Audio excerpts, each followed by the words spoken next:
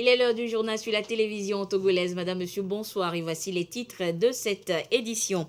Le médiateur de la République a prêté serment hier lundi devant la Cour constitutionnelle. Madame Awa Dabouya Abdounana a juré de remplir sa fonction avec probité. Le compte-rendu de cette prestation de serment du médiateur de la République dans cette édition.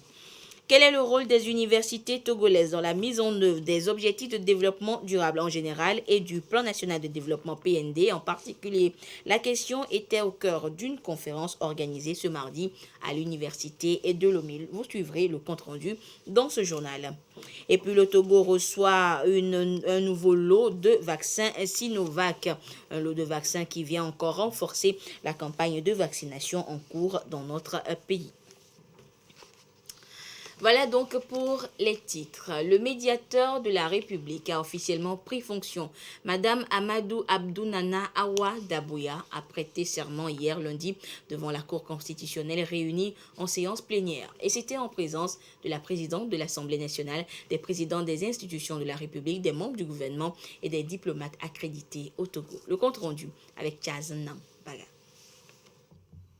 Le médiateur de la République est ouverte. Plénière inédite à la Cour constitutionnelle. Et pour cause, première prestation de serment du médiateur de la République du Togo. À l'honneur, Madame Amadou Abdounana Awa Dabouya. La formule du serment: je jure solennellement de bien et fidèlement remplir mes fonctions de médiateur de la République, de les exercer en toute indépendance et en toute impartialité, dans le respect des lois de la République et de ne révéler aucun secret que j'aurai obtenu dans l'exercice de mes fonctions.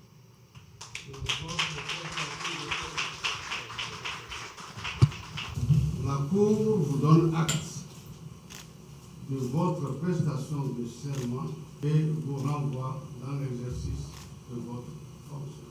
Cet exercice républicain est une prescription de la loi organique numéro 2021-006 du 1er avril 2021 fixant la composition, l'organisation et le fonctionnement des services du médiateur de la République. Il ouvre solennellement la voie d'entrée en fonction à celle qui est affectueusement appelée Maman Réconciliation Awa Nana. Cette loi organique définit également les attributions du médiateur de la République.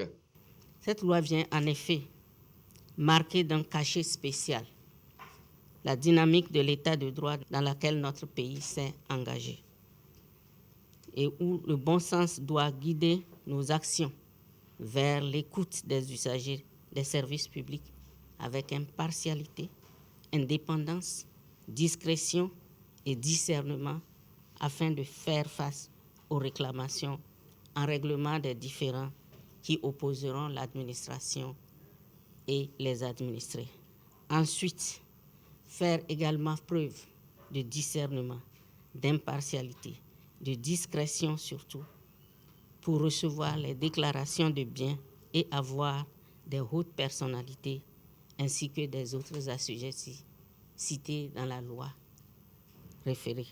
Je saisis l'occasion particulièrement de ce jour pour remercier son Excellence, le Président de la République, Faure Essozimna Gnassingbé, pour la considération et la confiance renouvelée à ma modeste personne en me confiant cette mission de médiateur de la République.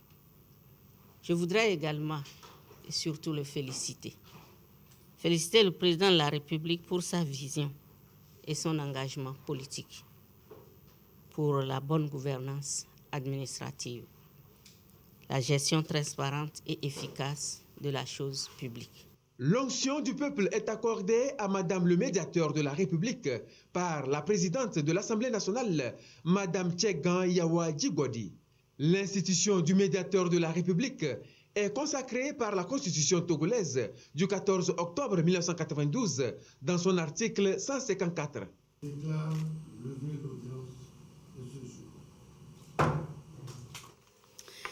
Des ODD au PND, quelle place pour les universités? C'est la thématique d'une conférence animée ce mardi à l'université de Lomé, une initiative de la direction de la recherche de l'université. Et l'orateur n'était autre que l'ancien premier ministre Komiselom Klasso. Le compte rendu avec Clarisse Atiklet. Du haut de cette tribune, Dr Komiselom Klasso. Il déroule le contenu des politiques publiques depuis les objectifs de développement durable ODD jusqu'au plan national de développement PND. La direction de la recherche et de l'innovation de l'université de Lomé l'a ainsi voulu pour permettre une meilleure appropriation par les étudiants et les enseignants. Nous avons des préoccupations majeures et c'est tout heureux que j'ai pu entendre dans la conférence que un plaidoyer doit être fait à l'endroit des gouvernants pour que l'accompagnement de ces gouvernants-là puisse aller en augmentant, de sorte que les universités puissent avoir davantage de moyens qui leur permettent d'être plus offensifs sur le terrain de la recherche, de sorte à leur permettre d'accompagner davantage le plan national du développement. Structuré en 3 axes, le PND veut faire du Togo un hub logistique dans la sous-région et développer des pôles de transformation manufacturiers. Les richesses créées au niveau des 2 axes seront ensuite redistribuées à travers une politique d'inclusion financière. Le dérèglement climatique désorganise les paysans. Il faut des semences aujourd'hui adaptées. Parler de semences adaptées, c'est le rôle des chercheurs. Il faut innover et c'est là où nous avons aujourd'hui développé ce thème pour attirer l'attention de nos collègues de comment nous devons procéder à un changement de paradigme en alignant les offres de formation sur les fondamentaux du plan national de développement. Du CERSA au CERM, en passant par le Servida Djounedon, l'université de Lomé a été félicitée pour ses pôles d'excellence existants et dont les recherches participent au développement du pays. Cette question à présent, voulez-vous déguster du bon café produit et transformé au Togo? C'est possible grâce aux kiosques à café. Ces kiosques seront installés un peu partout dans la ville de Lomé et de Kara, dans les villes de Lomé et de Kara, pour amener les Togolais à consommer le café made in Togo. Le tout premier kiosque installé au ministère du Commerce a été inauguré ce matin et justement dans ce mois du consommé local. Les précisions avec Marie-Ange Bida. Du café chaud au goût terroir dégusté avec délice. Ce kiosque à café sert désormais la saveur au public. L'offre, c'est d'habituer les Togolais à boire du café au label togolais. Nous voudrons mettre le kiosque à café pour que ça soit plus visible, pour que tout le monde puisse en consommer. Il y a d'autres formules qui vont venir après, pour pouvoir intéresser, disons, tous les Togolais, que ce soit dans les grands marchés, n'est-ce pas, dans les gares routières et autres. Du café produit, transformé et consommé au Togo, le défi à relever. Le CCFCC et l'OIAC cofinancent ce projet, se positionnent aux côtés du gouvernement. Our vision of Ayako. Une partie de la vision de Ayako est de promouvoir la consommation du café localement. Le café est la deuxième marchandise la plus importante du monde. L'Afrique consomme un pourcentage très peu de ce café et on se plaint de la volatilité des prix. Donc pour créer un pont, nous voulons que les Africains commencent à boire ce qu'ils produisent. Les tout premiers kiosques à café sont installés dans les locaux du ministère du Commerce et de l'Agriculture. Le lancement de ce projet en octobre, mois du consommé local, toute une symbolique. Les statistiques font ressortir un taux de consommation du café togolais localement donc produit à 2%, ce qui est nettement marginal et puis insuffisant. Le gouvernement, aujourd'hui, sous la forte impulsion de son Excellence M. Faure Gnagnan Singbe, président de la République, voudrait que désormais nous puissions nous développer, créer plus d'emplois en mettant le focus sur l'effort de notre économie. du ministère du Commerce, ce projet kiosque à café sera étendu à l'ensemble du territoire avec des goûts variés. Café des grands plateaux, café des moines ou encore café de Kouma. C'est du café togolais à boire et à boire encore. À consommer donc sans modération. Et puis, l'association togolaise des consommateurs ATC tire la sonnette d'alarme sur la toxicité des boîtes contenant les tomates concentrées. Elles contiendraient un taux élevé de plomb. Et c'est une annonce qui vient rappeler justement l'importance de consommer local. Ulrich Chamega. Au quotidien, ce sont de milliers de boîtes de tomates concentrées qui sont déversées sur le marché. Des boîtes importées qui pour la plupart contiennent des métaux lourds, en l'occurrence du plomb. Sur un prélèvement de 16 échantillons de différentes marques, seulement 6 respectent les critères, soit une conformité de 37,5% selon le laboratoire d'analyse des denrées alimentaires de l'ITRA. Une information portée à la connaissance des médias pour préserver la santé des consommateurs. Les résultats qui ont été obtenus dépassent largement le seuil, la valeur normale à laquelle le plomb ne doit pas dépasser dans une boîte de conserve. Nous voyons que quand on vient de faire l'exposé, on a vu que le plomb peut agir sur le système nerveux, ça peut agir sur les organes reproducteurs, ça peut agir sur le rein et autres, et ça peut aussi entraîner des cas de décès subites à l'enfant. Face aux dangers encourus, l'Association togolaise des consommateurs ATC et l'Organisation pour l'alimentation et le développement local OADEL recommandent. Si une marque ne présente pas ce certificat, il ne faudra pas qu'il soit vendu sur le marché togolais. Nous avons adressé des recommandations à l'endroit du directeur du commerce intérieur.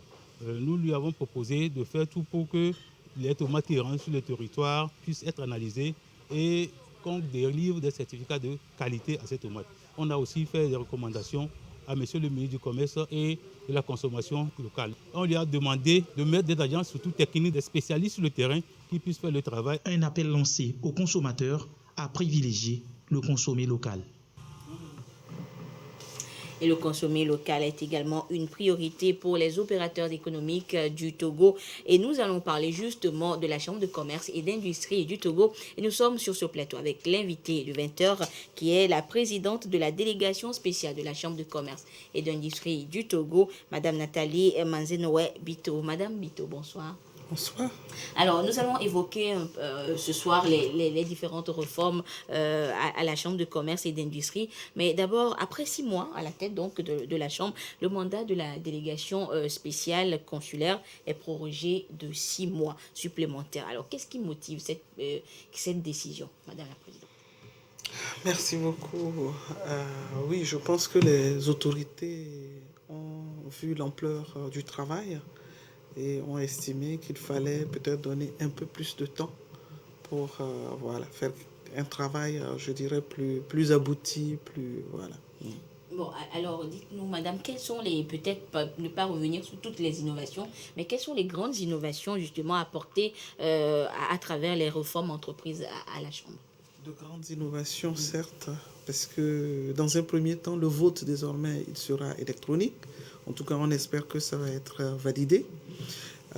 Il y a deux types d'élus désormais au niveau de l'Assemblée consulaire, les élus au niveau national et les élus au niveau régional.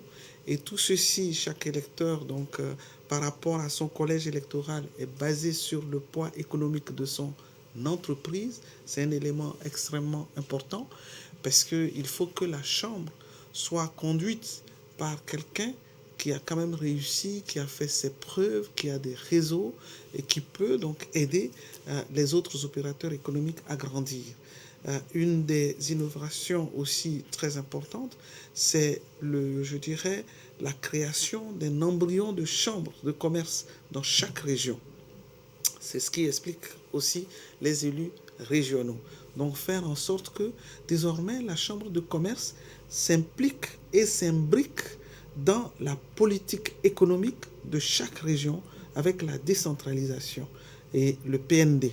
Donc il faut éviter que les hommes et les femmes d'affaires qui veulent conduire la chambre de commerce ne pensent qu'à leur activité.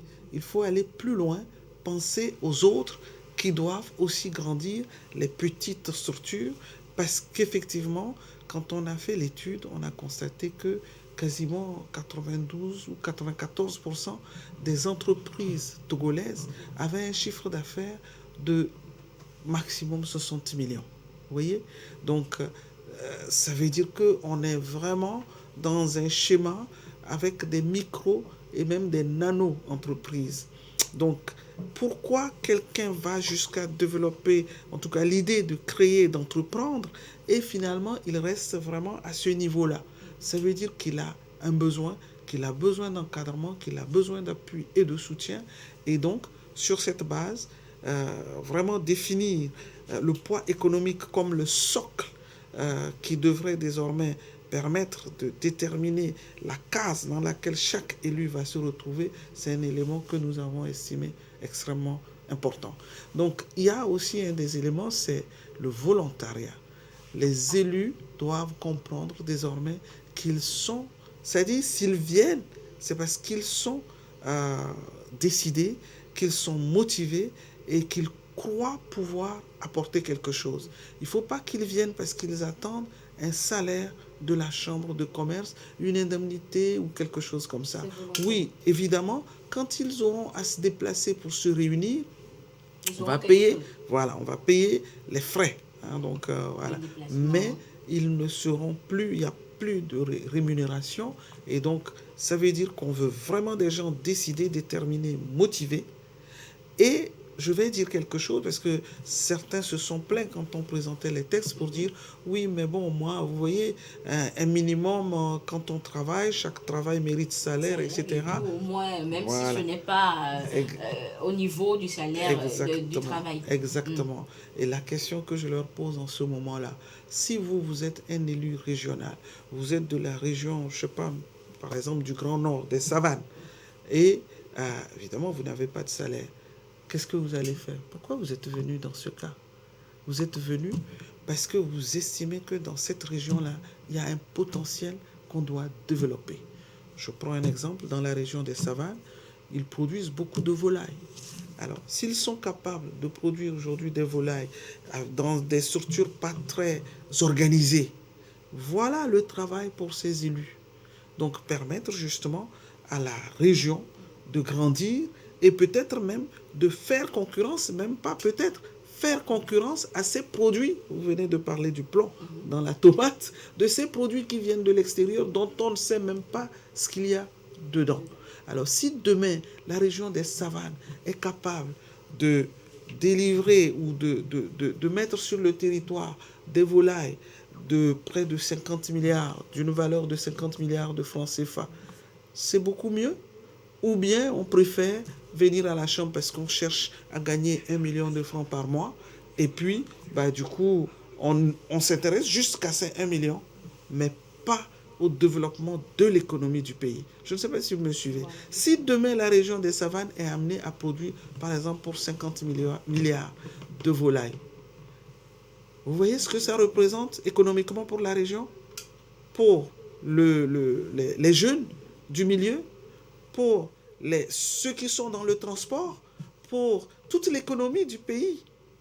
C'est pareil. Donc, si je prends la région des plateaux, si je prends la région centrale, on a partout, il y a vraiment un potentiel qu'on ne voit pas toujours. Vous voyez, quand je regarde, par exemple, dans la région centrale, tout ce qu'on jette comme mangue à une période donnée, alors qu'au même moment, allez-y dans les rayons des centres commerciaux, vous allez trouver des mangues dans des conserves. Voyez, vous allez trouver des confitures. Voilà. Alors que ce sont des fruits que nous avons sur notre territoire. Alors, madame, très rapidement, nous avons parlé justement du mandat prorogé, mais également, vous étiez sur notre plateau la dernière fois pour parler de l'enrôlement justement des opérateurs économiques. On parle aujourd'hui d'une deuxième phase d'enrôlement. Est-ce que c'est une suite logique? C'est une suite, même que ça peut se poursuivre, parce qu'à partir du moment où, évidemment, on était dans les 6 mois, il fallait boucler l'enrôlement pour aller aux élections. Bon, maintenant qu'on a repoussé et que même ce que je peux vous dire, c'est que les textes ne sont pas encore adoptés. Donc à partir de ce moment-là, il faut permettre aux entreprises de continuer à s'enrôler. Voilà. Alors, madame, avant de vous laisser partir, peut-être un dernier mot à l'endroit des opérateurs économiques. Il faut justement qu'ils se fassent enrôler à la Chambre de commerce et d'industrie du Togo. J'ai entendu certains qui m'ont dit « Ah ben moi je suis avocat, donc je n'ai pas à venir à la Chambre de commerce parce que c'est le commerce qu'on fait. » Donc voilà. Il faut voir avec les opérateurs économiques justement. Exactement. Je veux confirmer ici que on aurait pu l'appeler Chambre de commerce, d'industrie et de services. Il y a 3 secteurs d'activité.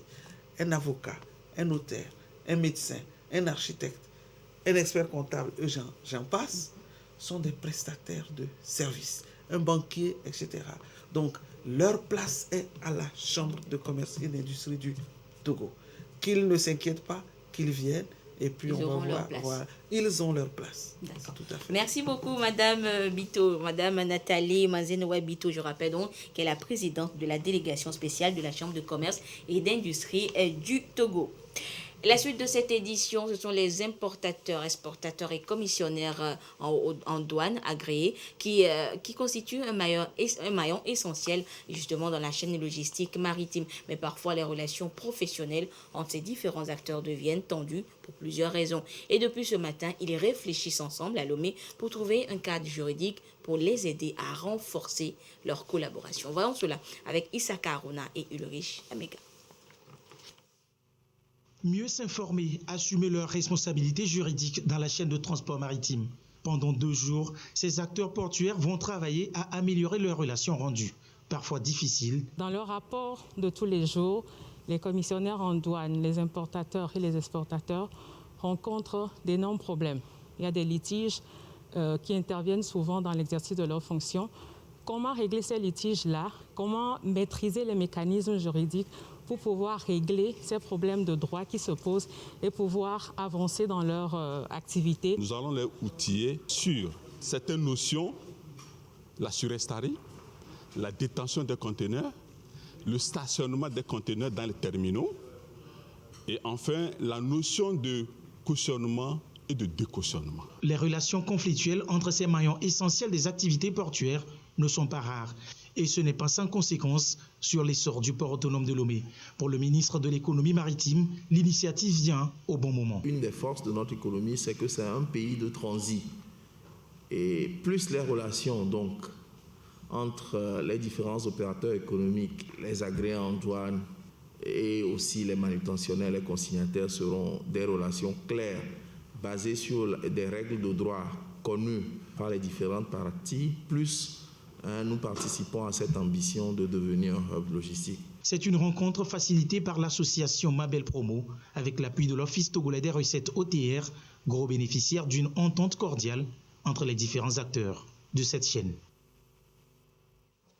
Le Togo a reçu ce mardi un nouveau lot de vaccins anti-Covid. Ce sont 720 000 doses de vaccins Sinovac de l'initiative COVAX qui ont été réceptionnées à l'aéroport international Gnassingbé-Yadema. Un lot qui vient poursuivre ainsi la campagne de vaccination déjà en cours dans le pays. Elia Gbanyadao pour des précisions.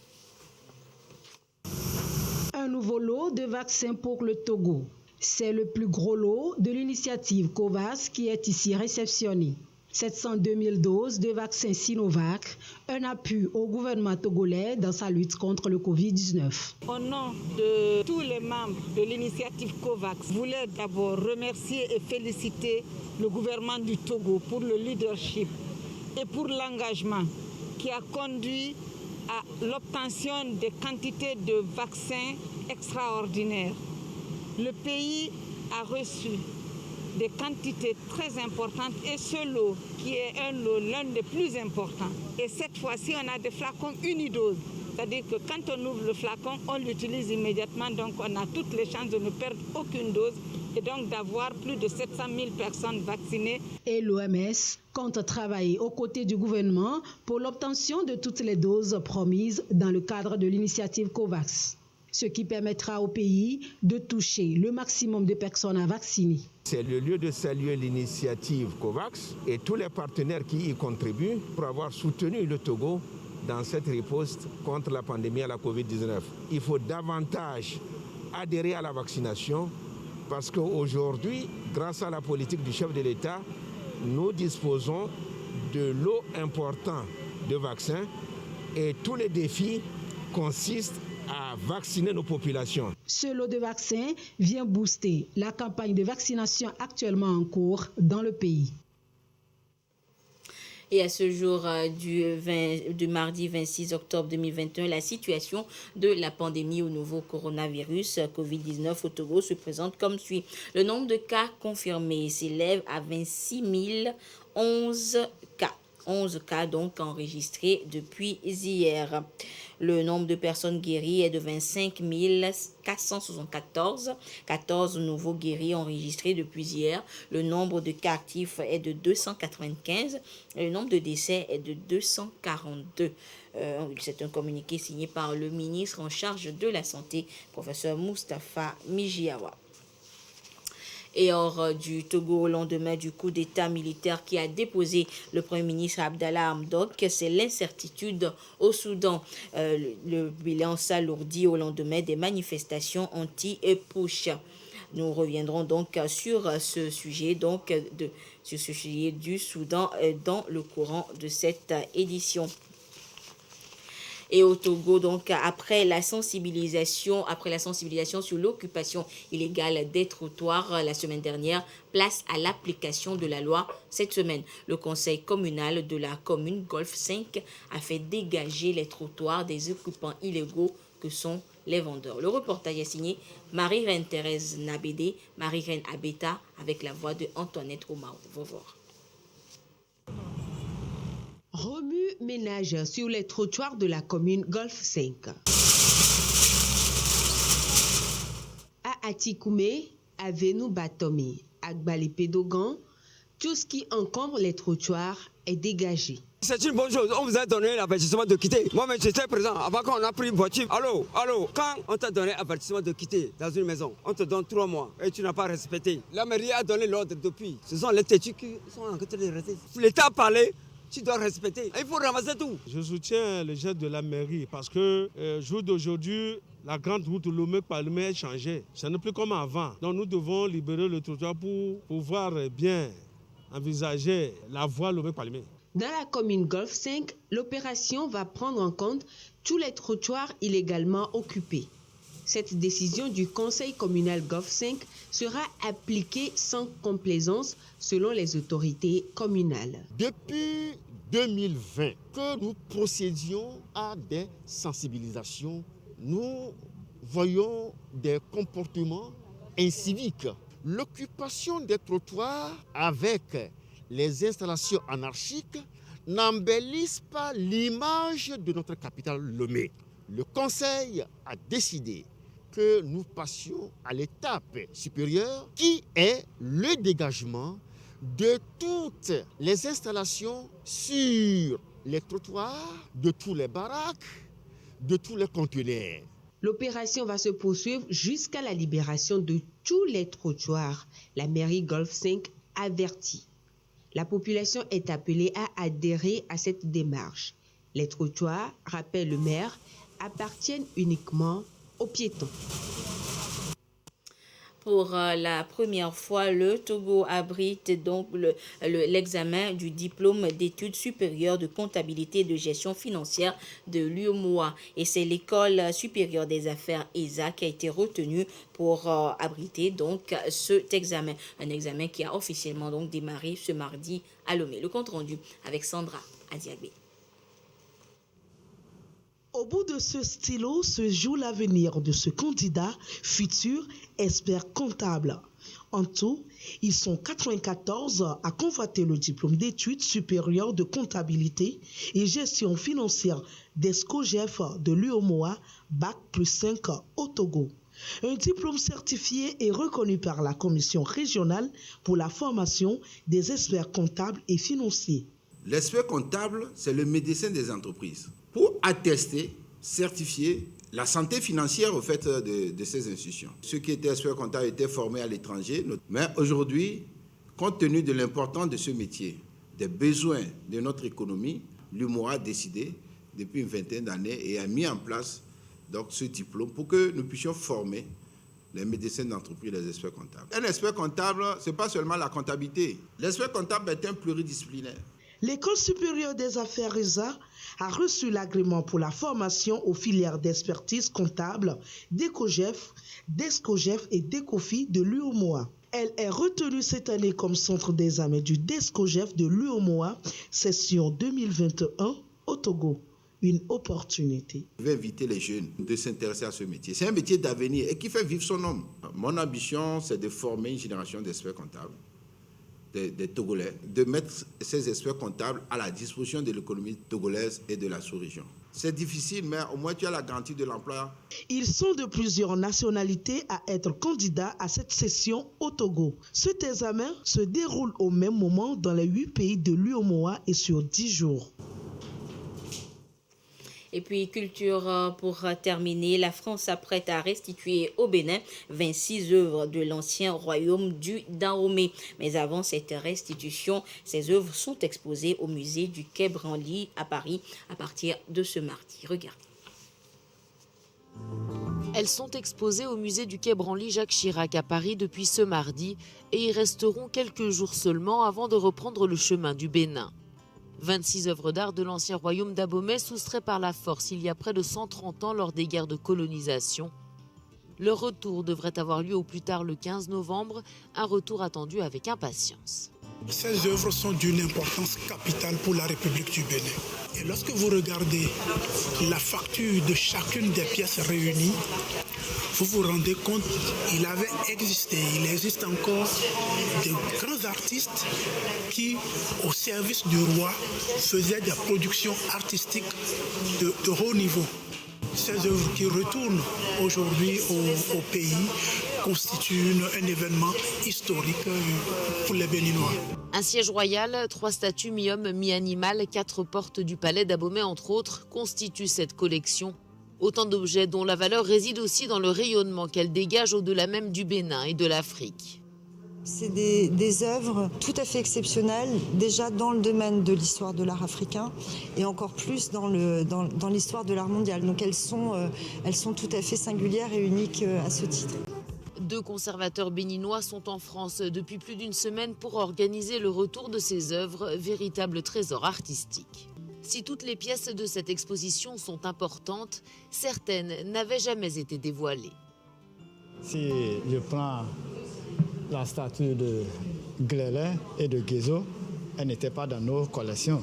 Ça fera un plus, ça nous fait la joie de les accueillir. Depuis 2019, outre le Bénin, 6 pays, le Sénégal, la Côte d'Ivoire, l'Éthiopie, le Tchad, le Mali et Madagascar, ont soumis des demandes de restitution. Et voilà, ainsi se referme cette édition. Merci de votre fidélité à la télévision togolaise. Merci à tous ceux qui nous ont suivis, notamment du côté de Cotonou au Bénin. Bonsoir.